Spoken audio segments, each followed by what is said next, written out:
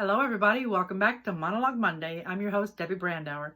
This week we have an entry from Chelsea Wenger, Defying Gravity by Jane Anderson. The day my mother actually left, a reporter had asked me what I had thought of my mother going into space. And I didn't want to answer. So I hid my face behind my grandmother's purse. And then my brother laughed at me, so I punched him on his arm. And then my grandmother gave us some lifesavers to quiet us down. And I told her I had wanted a cherry one, so she dug all the way through her purse until she found one for me. And then I put it in my pocket for later. And then my mother started talking and telling them about things that she was going to take up into space. She had a journal, and in the journal there was a bookmark that I had made for her.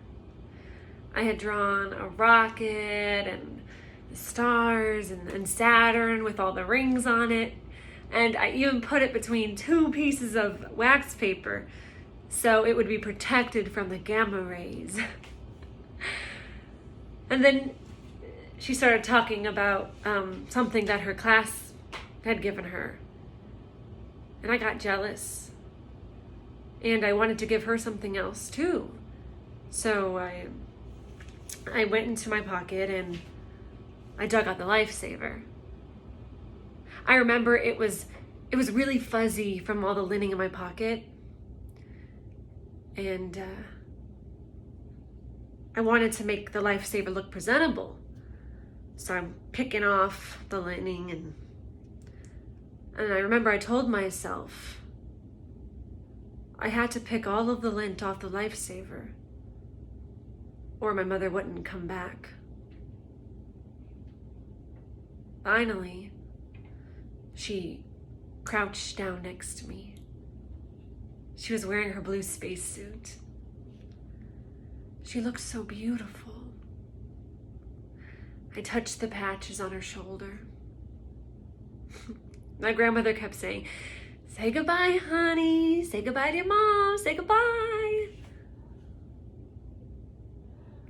And all I could do was hold out the lifesaver. And she took it and she put it in her pocket. And I knew everything would be all right.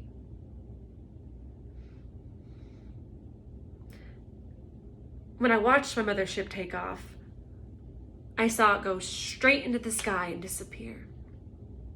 And when I didn't hear from her, I got really angry. I told my dad I hated her for being gone so long. He told me that she perished in the rocket. I said, "No, it's not true. She's alive and she just found a family that she likes better." He asked me why I thought that. And I said, "Because I never saw her dead.